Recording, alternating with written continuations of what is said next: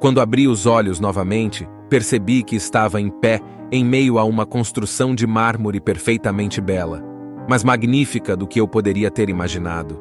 A paisagem se estendia tão longe quanto os olhos podiam alcançar. Não existia um fim para este corredor.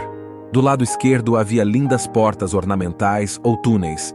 Pareciam terem sido cortados no mármore. Bem à direita dessas portas, a 4 pés de distância, estavam algumas mesas, com 4 bancos ao redor de cada uma, permitindo que as pessoas se sentassem em ambos os lados. Durante todo esse tempo, alguém estava ao meu lado com quem estava conversando. Era uma pessoa desconhecida para mim.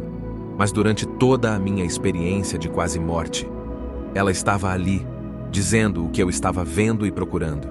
Foi então que me explicaram que aquele lugar era um centro de orientação. Naquele momento eu não consegui pensar muito sobre o assunto, pois estava ainda processando o fato de ter passado por uma cirurgia ao ter tido uma reação alérgica que resultou na minha morte. Tudo parecia tão surreal, como se não tivesse realmente acontecendo. Para mim, tudo aquilo que eu estava vendo era totalmente absurdo. Então apenas escutei meu guia pedindo para caminhar e olhar dentro do primeiro túnel. Ao adentrar o túnel, fui maravilhado ao ver estrelas, planetas e até mesmo galáxias. Era uma experiência mágica. Mas meu guia explicou que esse era o túnel pelo qual as pessoas passam quando morrem. Em seguida, meu guia pediu para eu olhar para a esquerda, onde havia uma porta próxima. Lá tinha um homem que havia acabado de chegar. Ele segurava o braço direito em seu peito esquerdo, e meu guia revelou que ele havia falecido de um ataque cardíaco. O homem parecia bastante atordoado e confuso sobre o que estava acontecendo. Uma mulher que estava sentada à frente da porta dele notou a sua chegada.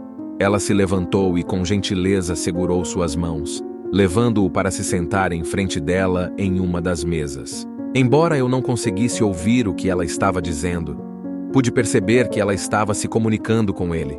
À medida que conversavam, a aparência do homem começou a mudar. Ele passou de um homem de 80 anos para alguém com 20 ou 30 anos. Era como se o orientador o ajudasse a rejuvenescer durante a conversa. Nesse momento, pude perceber que esse era o trabalho da orientadora: auxiliar aqueles que chegavam na transição para o próximo estágio de sua jornada. Após a morte, o propósito da orientadora era ajudar as pessoas a se lembrarem de que haviam acabado de terminar uma vida na Terra e que agora estavam em casa. Seja chamado de céu ou outro lado, esse verdadeiro lar é onde pertencem. Após a orientadora ter conversado com o homem que chegou recentemente, ele se levantou, caminhou pela direita da mesa e desceu 3 degraus de mármore que levavam a um deslumbrante jardim. Descrever os jardins do outro lado é difícil, pois são absolutamente lindos, quase como se estivessem vivos. Ao entrar no jardim, o homem foi calorosamente recebido por muitas pessoas. Todos estavam lá para cumprimentá-lo. Após o término de sua vida na Terra, eles o abraçavam, beijavam e o acolhiam de volta ao seu verdadeiro lar. Reconhecendo o excelente trabalho que ele fez enquanto esteve na Terra, percebi também que as crianças não precisam desse processo. Elas atravessam para o outro lado diretamente. A orientação é só para aqueles que podem ter tido uma vida bastante longa e com o tempo esqueceram a sua verdadeira origem. Essa experiência foi realmente fantástica, mostrando como o processo de transição após a morte é acolhedor e amoroso.